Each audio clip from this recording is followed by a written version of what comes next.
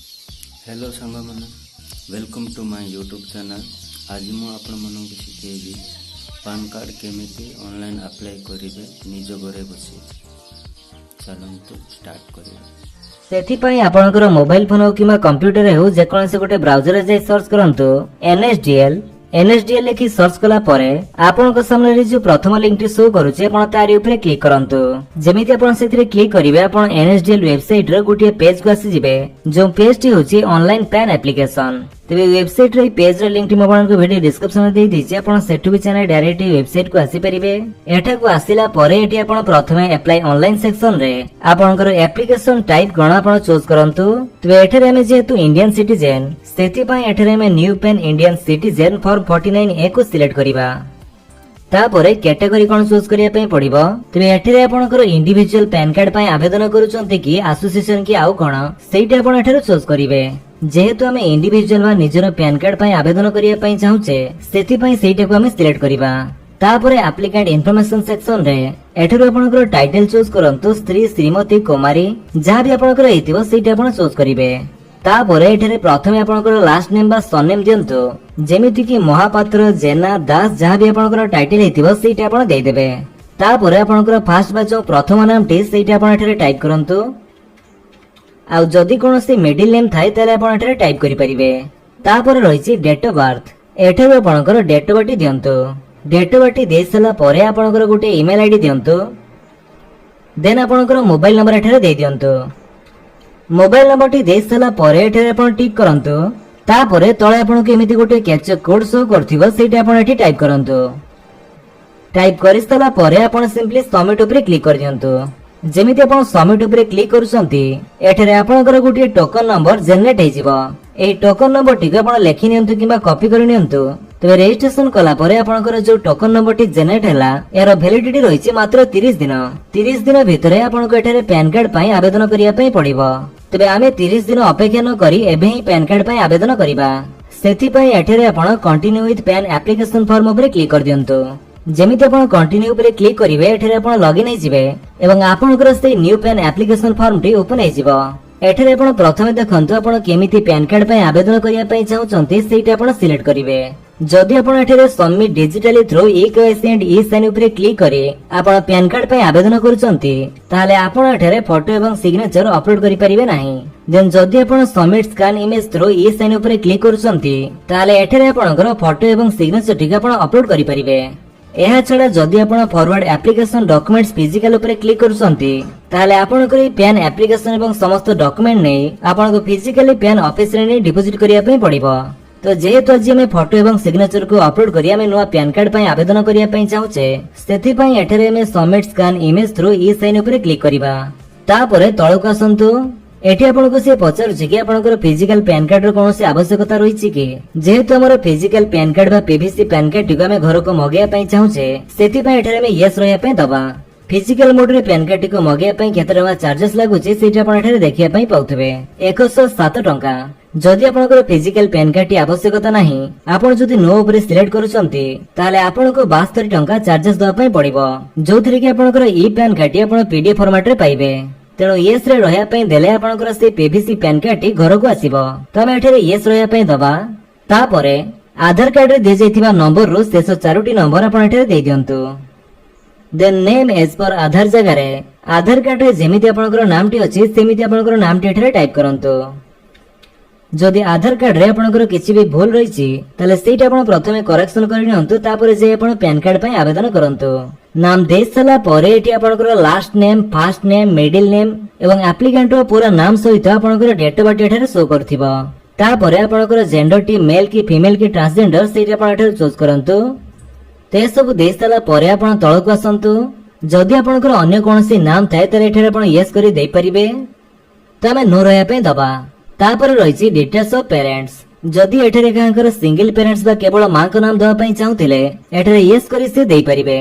तो बाकी समस्त एठारे नो रहया पई दियंतु एवं आपनकर फादर्स बा बापा नाम टी एठारे टाइप करंतु।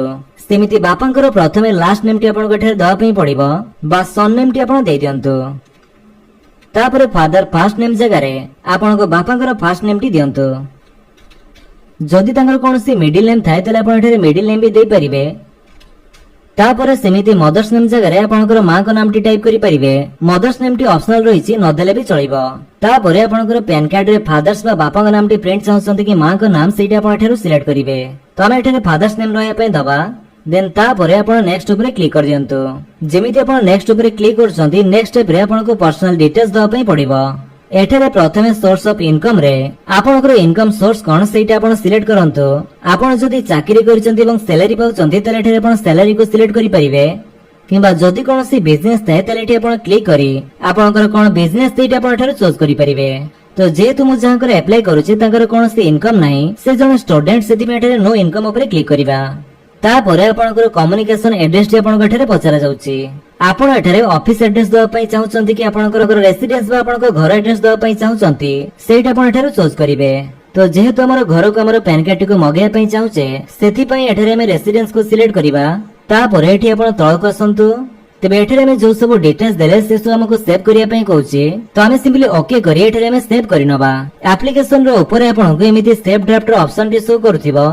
आपण तारि ऊपर क्लिक करी आपण सेव करनियंतु। देन रेसिडेंस एड्रेस रे आपनकर एड्रेस टी आपण दियंतु। जदि आपनकर कोनोसी फ्लैट रूम डोर किबा ब्लॉक नंबर थाए तले एठी आपण देई परिबे। एवं तापरे आपनकर नेम ऑफ द प्रीमिसेस किबा बिल्डिंग किबा विलेज नेम आपण एठी देई परिबे। Then road street lane post office तापरे area locality taluka sub division एवं टाउन सिटी डिस्ट्रिक्ट नेम आपनकर एठी देई पारंती। तो पूरा एड्रेस टी आपनकर 8 पोस्ट भाया पेज जा भी दिवस से सब आपण देई दियंतु। देन कंट्री नेम जगह हम एठी इंडिया सिलेक्ट करिवा। तापरे आपनकर स्टेट कोन आपण चूज करंतु। एठी हम ओडिसा चूज करिवा। देन आपनकर जो पिन कोड टी सेटा आपण देई दियंतु। तो रेसिडेंस एड्रेस टी देई सला परे जदि आपनकर कोनोसी ऑफिस एड्रेस थाए ताले एठरे आपण टाइप करि परिबे। नहले आपण एटा को ब्लैंक छाडी दियंतु। तापरे तळको असंतु। एठरे आपनको कंट्री कोड बा आईएसडी कोड चूज करिया पई पड़िबो। तो हम एठरे इंडिया सर्च करिवा एवं इंडिया को हम एठरे सिलेक्ट करनबा। तापरे एठरे आपनकर एरिया और एसटीडी कोड टी मैंडेटरी नहे नदेले भी चलिबो। देन एठरे आपनकर फोन नंबर एवं ईमेल आईडी आपण टाइप कर दियंतु। तापरे एठी देखंतु जो दिया जायछि रिप्रेजेंटेटिव एसएससी। जदि आपण एमिति कहर पैन कार्ड बनौचंती जार बयस 18 वर्ष रु कम ताले एठी आपण यस करी एठरे गवाबा साखीर डिटेल्स दवा पई पड़िबो। जेहेतु मु जहां करे अप्लाई करूछि तांकर बयस 18 वर्ष रु ऊर्ध्व सेति पई एठरे नो रहया पई दबा। तापरे आपण नेक्स्ट ऊपर क्लिक कर दियंतु। देन तापर स्टेप रे एठरे आपनकर एरिया कोड एउ टाइप तो सब आपनकर ऑटोमेटिक आसी जिवो। तापरे एठरे आपण इंडियन सिटीजन्स को सिलेक्ट करंतु। देन आपनकर जो स्टेट टी सेटा आपण प्रथमे सिलेक्ट करिवे। ओडिसा आपनकर सिटी टी कोन सेटा आपण दियंतु। सिटी नेम देई सला परे आपनकर एरिया नेम टी आपण दियंतु। तापरे एठी आपण गोटे फेच रो ऑप्शन मिलि जिवो आपण तारि ऊपर क्लिक कर दियंतु। तापरे आपण सिंपली नेक्स्ट ऊपर क्लिक कर दियंतु।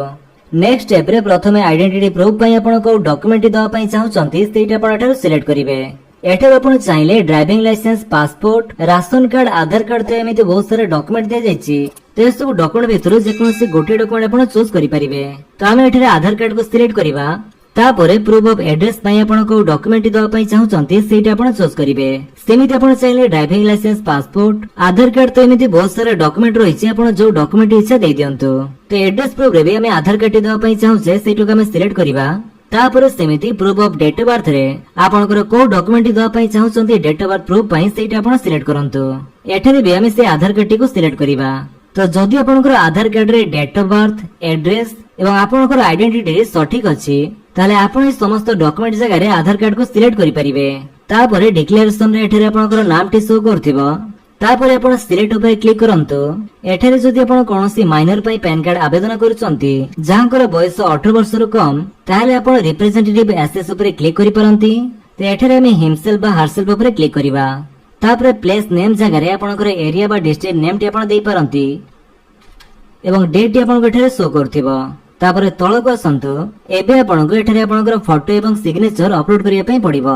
तो प्रथम एठारे आपण गोटे कलर पासपोर्ट साइज रो फोटो अपलोड करिया पई पड़िबो। जो फोटो टी आपण एठारे अपलोड करिवे से फोटो रो मैक्सिमम फाइल साइज रहिछि 50 केबी। तो रीसाइज करि सला परे एठारे आपण क्लिक करी आपनकर से फोटो टी आपण जोठी रखिसंती सेटा को आपण सिलेक्ट करंतु। फोटो टी को चूज कला परे एठी आपण अपलोड ऊपर क्लिक कर दियंतु। तापर किस टाइम प्रोसेसिंग हला परे एठारे आपण देखिबे कि आपनकर से फोटो रे प्रीव्यू टी शो करूची। तो म आपनको रेकमेंड करबी कि आपनकर से फोटो रे बैकग्राउंड टी आपण व्हाइट रखिया पई चेष्टा करंतु। जदि भूल ले आपण कोनोसी फोटो अपलोड करि दिचंती तले एठो आपण चाहिले डिलीट बा क्लियर करि परिबे। सेमिति आपनकर जो सिग्नेचर टी सेटा भी आपण एठारे अपलोड करंतु। सिग्नेचर जो फाइल साइज टी रहिछि सेटा भी आपण एठारे दिया जाइछि मैक्सिमम 50 केबी 50 केबी भितर रखि एठारे आपनकर से सिग्नेचर टी को सिलेक्ट करंतु। सिग्नेचर टी चूज करि सला परे आपण अपलोड ऊपर क्लिक कर दियंतु। देन एबे आपण तळको आसंतु। तापर आसिला अपलोड सपोर्टिंग डॉक्यूमेंट्स। आपण जो सब डॉक्यूमेंट ऊपर सिलेक्ट कले से सब डॉक्यूमेंट आपण एठारे अपलोड करिया पई पड़िबो। तो जहाँ भी डॉक्यूमेंट आपण एठारे अपलोड करिवे से डॉक्यूमेंट रो मैक्सिमम फाइल साइज रहिछि 300 केबी एवं फाइल फॉर्मेट रहिछि केवल पीडीएफ फॉर्मेट। तो ए फॉर्मेट एवं ए साइज भितर करी आपनकर डॉक्यूमेंट को एठारे सिलेक्ट करंतु। डॉक्यूमेंट सिलेक्ट कर सला परे एठी आपण अपलोड ऊपर क्लिक करी आपनकर से डॉक्यूमेंट को अपलोड करि परिबे। एबे आपनकर से डॉक्यूमेंट एठारे अपलोड हे जाइछि। जदि आपनकर ए डॉक्यूमेंट भूल थाए ताले आपण रिमूव ऊपर क्लिक करी आपनकर से डॉक्यूमेंट को रिमूव करि परिबे। जदि आपण ए डॉक्यूमेंट व्यतीत आपण अन्य कोनोसी डॉक्यूमेंट सेठारे सिलेक्ट करिसंती आ सेही डॉक्यूमेंट को आपण अपलोड करिया पई चाहुसंती ताले एठी आपण ऐड डॉक्यूमेंट ऊपर क्लिक करी आपण चाहिले एठारे आ गुटे डॉक्यूमेंट मध्ये अपलोड करि परिबे। आ जदि आपनकर आधार कार्ड टिको आपण आईडी प्रूफ एड्रेस प्रूफ एवं डेट ऑफ बर्थ प्रूफ पई सिलेक्ट करिसंती ताले आपनकर से गोटिया डॉक्यूमेंट एठारे अपलोड करि पारंती। तापरे आपण सबमिट ऊपर क्लिक कर दियंतु। जेमिति आपण सबमिट ऊपर क्लिक करूसंती नेक्स्ट पेज रे आपनकर एप्लीकेशन डिटेल्स टी प्रीव्यू हे जिवो। एठी आपनकर समस्त डिटेल्स ठीक अछि कि नै आपण चेक करनियंतु। जदि किछि भी भूल थाए ताले एठी आपण एडिट ऊपर क्लिक करी से सब एडिट करि परिबे। आ जदि आपनकर सब किछि ठीक अछि ताले एठी आपण ऊपर को आसंतु। एठारे देखंतु आपनकर आधार कार्ड जो प्रथम 8टी नंबर सेटा आपनको दवा पई पड़िबो। तापरे आपण तळको आसंतु। देन तापरे आपण प्रोसीड ऊपर क्लिक कर दियंतु। जेमिति आपण प्रोसीड ऊपर क्लिक करसंती आपनकर सामने रे पेमेंट गेटवे सब ओपन हे जिवो। त आपनकर से जो पैन कार्ड पई फी पेमेंट करिया पई पड़िबो ऑनलाइन थ्रू रे सेटा आपण चाहिले पेटीएम किबा बिलेक्स जे कोनोसी गोटे गेटवे थ्रू रे आपण पेमेंट करि परिबे। आपनको इच्छा अनुसार आपण गेटवे चूज करि सला परे आपनको एथि पई केते टका चार्जेस लागुची सेटा आपनको एठारे शो करथिबो। फी इंक्लूडिंग जीएसटी सहित हमको एठारे 106 टका 90 पैसा पेमेंट करिया पई पड़िबो। पेमेंट करिया पई एठी आपण तळको आसंतु। एठारे आपण agree the terms of service को सिलेक्ट करी प्रोसीड टू पेमेंट ऊपर क्लिक कर दियंतु। तापर एठी आपनकर कंफर्म अमाउंट सहित ट्रांजैक्शन आईडी डी दिया जायथिबो। आपण सिंपली पे कंफर्म ऊपर क्लिक कर दियंतु। जेमिति आपण पे कंफर्म ऊपर क्लिक करिवे आपनकर सामने समस्त पेमेंट ऑप्शन ओपन हे जिवो। एठी आपण चाहिले credit card debit card net banking UPI wallet एवं क्यूआर कोड थ्रू रे भी पेमेंट करि परिबे। तो जो पेमेंट ऑप्शन आपण चूज करिया पई चाहुचंती सेथिरे आपण क्लिक करंतु। जदि आपण एटीएम कार्ड थ्रू पेमेंट करिया पई चाहुचंती तले एठी आपण क्रेडिट और डेबिट कार्ड ऊपर क्लिक करंतु एवं आपनकर जो एटीएम कार्ड नंबर टी सेठी आपण एठी देइ दियंतु। तापरे एक्सपायरी डेट जगह रे एटीएम कार्ड ऊपर दी जेथिबा एक्सपायरी डेट रो मंथ एवं ईयर दियंतु। Then ATM card back side रे जो सीवीवी नंबर टी दिया जायछि सेठी आपण एठी देइ दियंतु। तापरे कार्ड होल्डर नेम एठी टाइप करि सला परे आपण एठारे मेक पेमेंट ऊपर क्लिक कर दियंतु। जेमिति आपण मेक पेमेंट ऊपर क्लिक करिवे आपनकर बैंक अकाउंट सहित जो मोबाइल नंबर टी लिंक थिबो से नंबर गोटे ओटीपी जिवो। से ओटीपी टी दे सबमिट कला परे आपनकर पेमेंट टी सक्सेसफुली हे जिवो। पेमेंट टी सक्सेसफुली हला परे आपनकर से पेज टी ऑटोमेटिक रीडायरेक्ट हे आपण ए पेज को आसी जिवे। एठारे आपण कंटिन्यू ऊपर क्लिक कर दियंतु। तापर पेज रे एठारे आपनको आधार ऑथेंटिकेशन करिया पई कहूची सेथि पई एठारे आपण टिक करी ऑथेंटिकेट ऊपर क्लिक कर दियंतु। जेमिति आपण ऑथेंटिकेट ऊपर क्लिक करसंती एठी आपनको ओटीपी ऑथेंटिकेट ऊपर क्लिक करिया पई पड़िबो।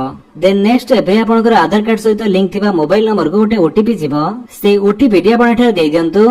तापर सबमिट ऊपर क्लिक करंतु। ओटीपी दे सबमिट कला परे नेक्स्ट स्टेप रे आपनको ईकेवाईसी प्रोसेस टी कंप्लीट करिया पई पड़िबो। सेथि पई आपण एठारे कंटिन्यू विथ ई साइन ऊपर क्लिक करंतु। तापरे आपनकर से जो आधार कार्ड नंबर टी सेटा आपण देइ दियंतु। देन सेंड ओटीपी ऊपर क्लिक करंतु। तापर सेमिति आपनकर आधार कार्ड सहित लिंक थिबा मोबाइल नंबर गोटे ओटीपी जिवो। से ओटीपी टी आपण एठारे देइ सला परे वेरीफाई ओटीपी ऊपर क्लिक कर दियंतु। जेमिति आपण वेरीफाई ओटीपी ऊपर क्लिक करछंती आपनकर ईकेवाईसी प्रोसेस टी कंप्लीट हे जिवो। तबे ईकेवाईसी प्रोसेस टी कंप्लीट हला परे आपनकर से पेज टी ऑटोमेटिक रीडायरेक्ट हे आपण ए पेज को आसी जिवे।